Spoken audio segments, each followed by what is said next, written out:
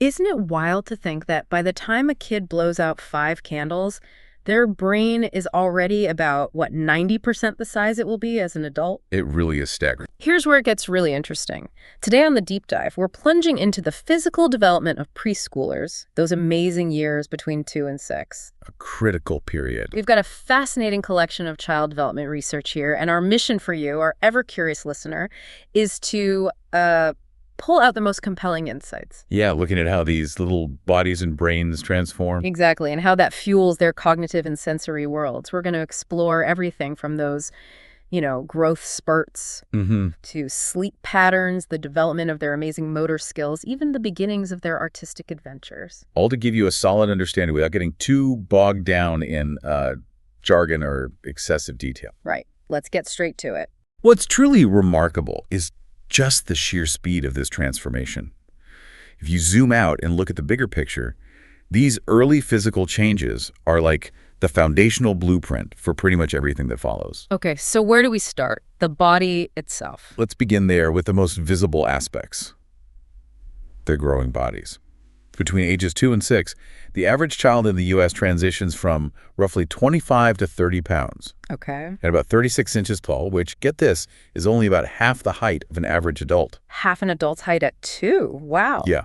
To around 46 pounds and 46 inches tall by age 6. It's a period of, steady increase. That half height thing really hits home, but it's so important to remember, and the research really stresses this, these are just averages, right? Absolutely critical point. There's a huge spectrum of what's typical when it comes to height and weight. Huge. And it's not just about individual kids.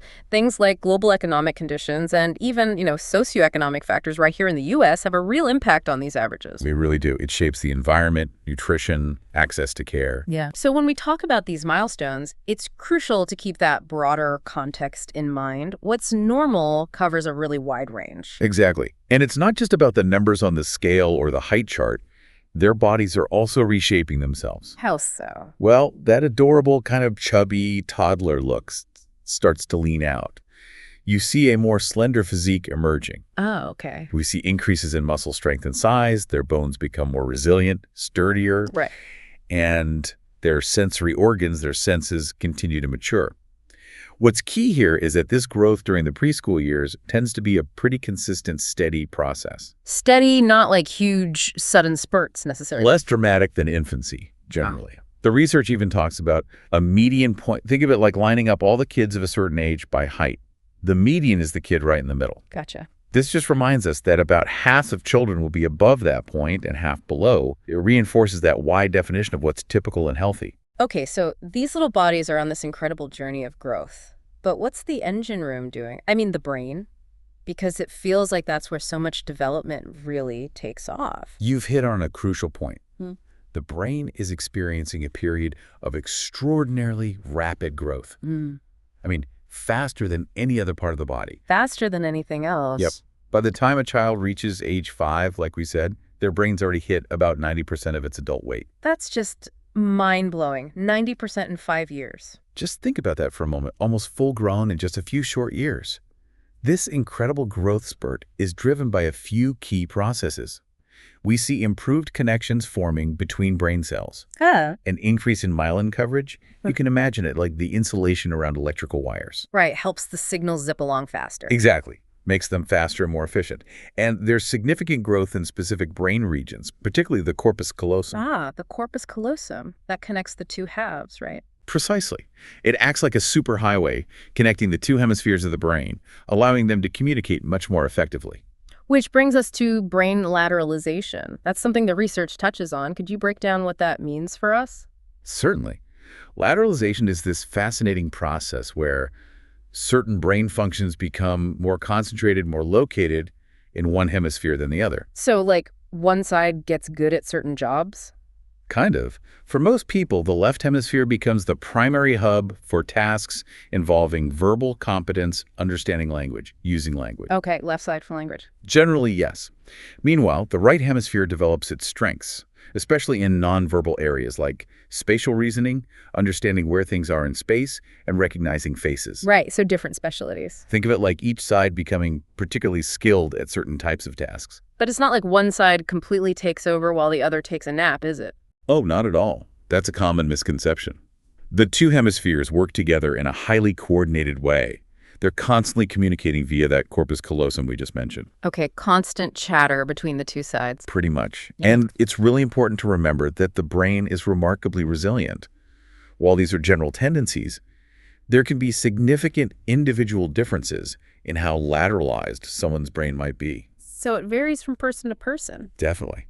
The research even touches on some intriguing, though still, evolving ideas about whether things like gender and culture might have subtle influences. Oh, like what? Well, there's Baron Cohen's theory related to autism and the extreme male brain, for example.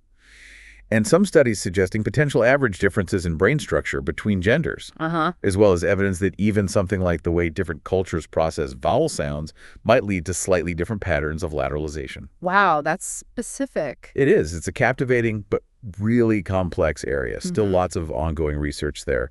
Okay, so we've got this period of intense brain growth, the beginnings of specialization in each hemisphere. How does all of that link up with how preschoolers start to think, learn, and make sense of the world through their developing senses? That's the fundamental question, isn't it? And as the research rightly points out, neuroscientists are still actively exploring these intricate connections. It's not all mapped out yet. But we have some ideas. We do. We see some compelling patterns emerging. For instance, during childhood, there seem to be periods of unusually rapid brain growth that coincide with notable leaps in cognitive abilities. So brain spurt equals thinking spurt? Maybe. Yeah. It looks that way sometimes. Yeah. There's also evidence suggesting that the increasing myelin coverage we talked about, that insulation might play a significant role in supporting these growing cognitive capabilities. Making thinking faster, more efficient. Exactly. Making those mental processes quicker and smoother. It almost feels like a chicken and egg scenario, doesn't it? It really does. Does the brain development pave the way for these cognitive advancements, or do those new cognitive skills somehow stimulate further brain development? Precisely. The relationship is likely dynamic, bidirectional. Each influences the other in complex ways. We're still figuring out the exact interplay. Okay. What about the senses? How does brain growth affect, say, vision or hearing? Well, the increasing sophistication of the brain allows preschoolers to perceive the world with greater nuance. Take vision, for example. There's a gradual but significant shift in how they understand objects made up of multiple parts. Okay, explain that a bit more. Imagine showing a preschooler a picture of, say, a person cleverly constructed from fruits and vegetables, those Arcimboldo paintings. Yeah. Initially, a younger preschooler might just see the individual pieces, an apple here, a grape there, a random assortment of food items. Okay. But as their brain develops, particularly visual processing areas, they start to perceive the whole image. They see the person made of fruit. They see the forest and the trees eventually. Kind of, yeah. The research mentions a classic example. What is it? Whole or part. Which beautifully illustrates this developing ability. They learn to see both the components and the overall structure. That's fascinating. Even the way their eyes move when they're looking at complex figures might reflect these evolving perceptual judgments. That's a really insightful way to look at it. What about their other senses, like hearing? Does that change much? Their ability to hear clearly definitely sharpens during these years. Their auditory acuity improves. Okay. However, they might still find it challenging to focus on a specific sound when there's a lot of background noise. The cocktail party effect for preschoolers. Hard to filter. Exactly. Think about trying to have a focused conversation with a preschooler in a busy playground. They might struggle to filter out all the competing sounds, the shouting, the swings, and concentrate on what you're saying. Makes sense. Okay, shifting gears now to another really crucial part of physical development, sleep. I know from personal experience that discussions around bedtime can become a major part of life with preschoolers. You're certainly not alone there. Sleep is huge. And while the majority of preschoolers do sleep relatively soundly, sleep disturbances are not uncommon. Right. What kind of issues come up? The research highlights two typical experiences. Nightmares. Okay, bad dreams. Yeah, those vivid and often unsettling dreams that usually happen in the later part of the night during REM sleep. And the other. Night terrors. These are quite different. They're much more intense episodes of physiological arousal. The child might suddenly wake up or seem to wake up in a state of complete panic and distress. Oh, wow. That sounds really frightening. It can be, definitely. Yes. For the child and for the parents witnessing it, they often don't remember it in the morning, unlike a nightmare. Okay, good to know the difference. Now let's talk about fueling these rapidly growing bodies and brains. Nutrition, obviously a cornerstone. Absolutely essential. And here's an interesting point. Because their rate of physical growth actually slows down a bit during the preschool years compared to the really rapid growth of infancy. Right, they're not doubling their weight in months anymore. Exactly. So preschoolers generally need proportionally less food to maintain a healthy growth trajectory. So parents shouldn't worry if their appetite seems smaller than when they were babies. Generally, no. It can be concerning for parents sometimes, but it's often normal. What's really crucial is ensuring they are offered a diverse diet. Lots of different nutritious foods. Variety is key. Very much so. This helps establish healthy eating habits early on and helps prevent issues like obesity, which can have significant long-term health implications. And of course, with young children often in close contact, especially in daycare or preschool, minor illnesses are practically a rite of passage, aren't they? Oh, definitely. Sniffles, coughs, colds. It seems constant sometimes. How do these common childhood illnesses play out during these years, according to the research? Anything surprising? Interestingly, yes. The research suggests that these minor illnesses might actually have some unexpected silver linings. Really? Like what? Well, they can play a role in helping children build up their immune systems, making them more resilient to future infections. That's the obvious one. Okay, strengthens immunity. But also, they offer opportunities for children to become more aware of their own bodies, learn what feeling sick means. They can also develop coping mechanisms for discomfort. Okay. And even foster increased empathy for others when they see someone else who is sick. Now I know how Mikey feels when he has a cough. Something like that. It's a slightly different way to think about those inevitable bugs that go around. That's a really refreshing perspective. But of course, there are more serious illnesses too. Yes. And when we consider major illnesses, it's essential, unfortunately, to acknowledge the influence of socioeconomic factors, particularly here in the U.S. Disparities in care. Sadly, yes.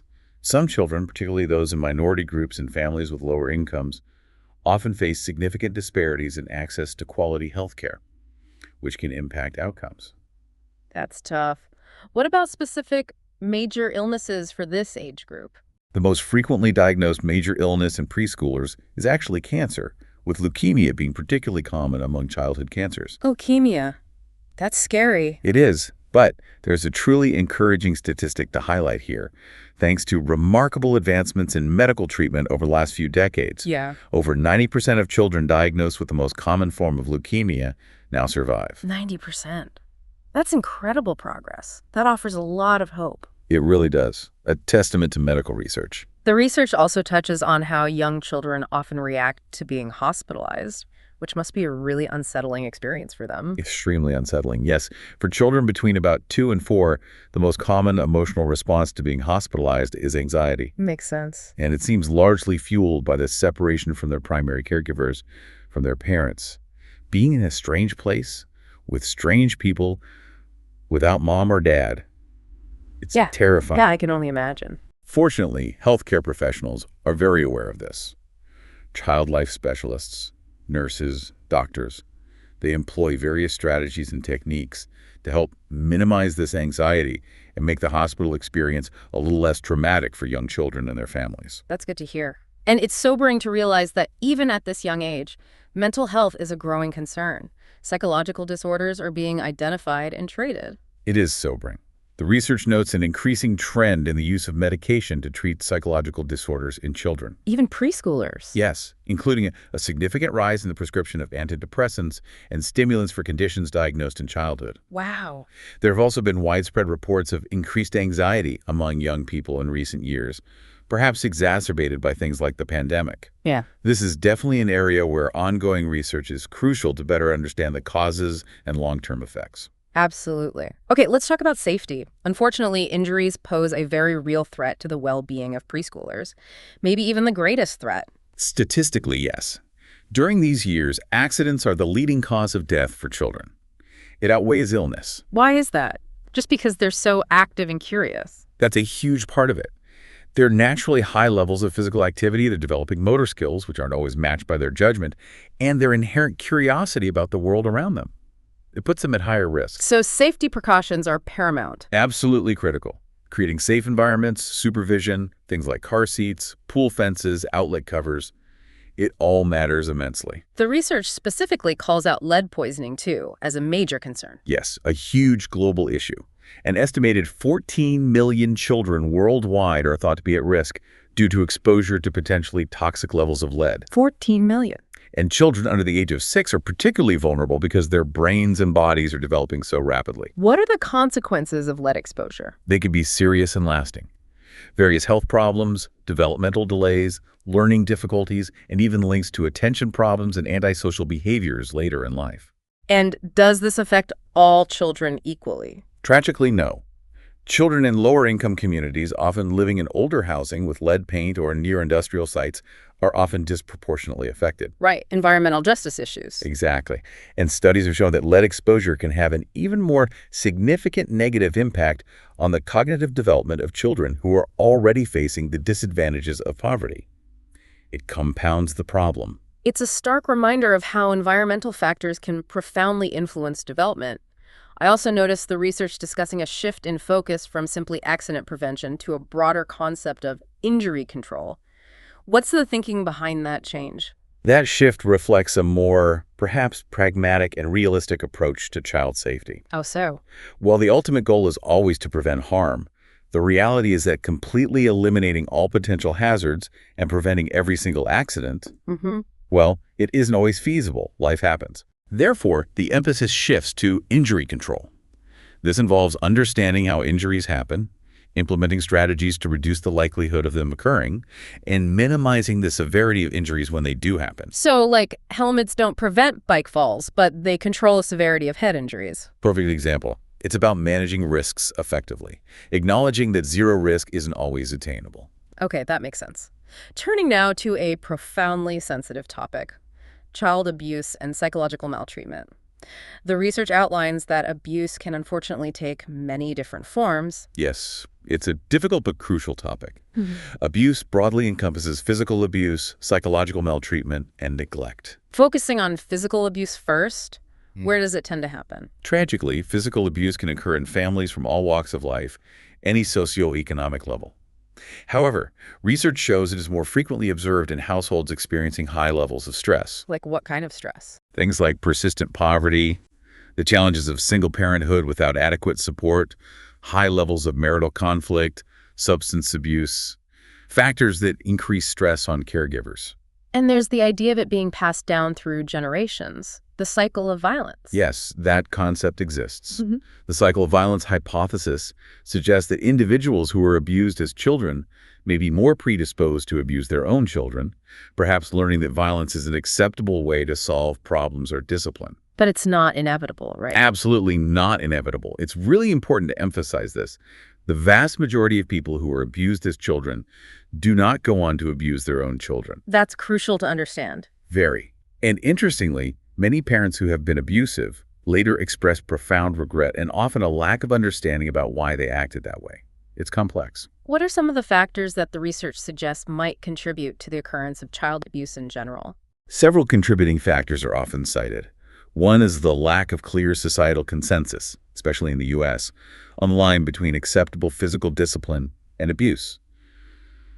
Those lines can seem blurry to some. Okay. Also, the relative privacy and isolation of childcare within individual homes in the U.S., compared to more communal or state-supported systems in some other cultures, can sometimes be a factor. Less oversight, maybe? Right. And sometimes unrealistic expectations that adults may have about a young child's ability to consistently control their impulses, behave perfectly, and be completely obedient. Expecting too much from a little kid. Exactly. Setting them up for failure and the parent up for frustration, which can, in worst cases, boil over. And psychological maltreatment. This is maybe less visible than physical abuse, but just as damaging. Absolutely. Psychological maltreatment involves actions, or sometimes inactions, by parents or caregivers that cause harm to a child's behavioral, cognitive, emotional, or even physical functioning. What does that look like? It can include things like constant verbal abuse, belittling, humiliating, threatening. It can also be emotional neglect, where a child's fundamental emotional needs for affection, support, and connection are consistently ignored, or just general emotional unresponsiveness. That sounds devastating for a child's development. It can be profoundly damaging. While some children show remarkable resilience in the face of such adversity, we'll talk about resilience in a moment, Many others experience lasting negative consequences. Like what? Issues with self-esteem, relationships, emotional regulation, learning. And research has even shown that severe maltreatment can lead to measurable changes in brain structures. Really? Changes in the brain itself? Yes, particularly in areas like the limbic system structures like the hippocampus and amygdala, which are crucial for processing emotions and memory. The trauma can leave a physical mark. It's truly heartbreaking to consider the long-term impact. On a more positive note, you mentioned resilience. The research discusses this too. What helps some kids overcome incredibly challenging circumstances? Resilience is that remarkable ability some individuals have to adapt positively, to bounce back, even thrive, despite facing significant adversity or high-risk circumstances like poverty, abuse, or neglect. What makes a child resilient? Is it something innate? It seems to be a combination of factors, but one key characteristic often observed in resilient children is having a temperament, sort of an innate behavioral style that tends to elicit positive responses and nurturing care from caregivers. So maybe an easier baby or child might get more positive attention. It can work that way sometimes. If a child's temperament naturally draws adults in and makes interaction more rewarding, they're more likely to form those positive attachments and receive the supportive interactions that act as a crucial buffer against the negative effects of their environment. Interesting. So having at least one strong positive relationship can make a huge difference. A massive difference. It's often cited as the single most important factor in fostering resilience. So given all these potential influences on a preschooler's health and development, nutrition, illness, safety, environment, what are the fundamental ways to help keep them healthy and on a positive trajectory? Well, a lot of it comes down to the basics, focusing on preventative measures. Like what? Ensuring they receive a well-balanced and nutritious diet, like we discussed. Promoting consistent and adequate sleep, that's huge for development. Sleep, right. Encouraging regular physical activity and exercise. Minimizing their exposure to individuals who are actively sick, when possible. Hand washing. Lots of hand washing. And of course, making sure they're up to date with all recommended immunizations. Vaccinations are a cornerstone of preventing serious diseases. Okay, fundamentals. Diet, sleep, exercise, hygiene, shots. That covers a lot of ground in promoting basic physical health. Let's shift our focus now to the exciting developments in what preschoolers become increasingly capable of doing with their growing bodies, their motor skills. Gross motor first. Sounds good. This is where we see those wonderful advancements in gross motor skills, the skills involving the larger movements of the body, using the large muscle groups. Running, jumping, climbing. Exactly. These improvements are closely tied to that ongoing brain development we talked about, and especially the increasing myelination of neurons in brain regions responsible for balance and coordination. So better brain connections mean better movement. Pretty much. As those pathways become more efficient, coordination and control improve dramatically. By the time they reach age 3, most children have mastered fundamental skills like jumping with both feet, hopping on one foot for a short distance, maybe skipping awkwardly, and definitely running. They seem to be in constant motion. Often. And as they move into the 4- and 5-year-old range, these skills become more honed, more refined. They show greater fluidity, control, and coordination in their movements. But again, there's variation here, right? Not all kids skip at the same age. Oh, absolutely. It's important to remember there's a considerable range of individual variation in when children reach these milestones. What influences that? A mix of factors. Their innate temperament plays a role. Are they naturally cautious or more physically daring? Parenting practices that encourage or restrict physical activity matter. Opportunities to practice. And even societal gender norms around active play can sometimes influence the types of skills boys and girls are encouraged to develop. Okay.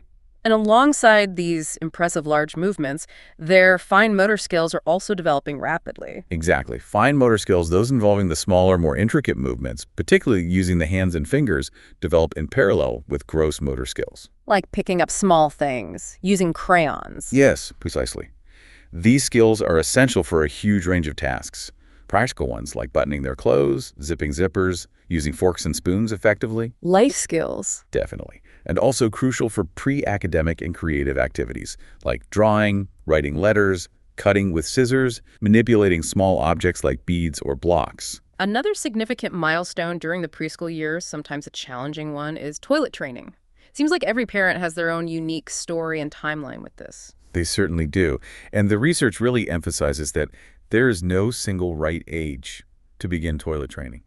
It's not a race. So how do you know when it's time? The key is to look for signs that the individual child is developmentally ready, not just physically, but cognitively and emotionally too. What are some of those signs? Things like being able to stay dry for at least 2 hours during the day, or waking up dry after naps that shows some bladder control. Having bowel movements at relatively predictable times can help too. Okay, physical signs.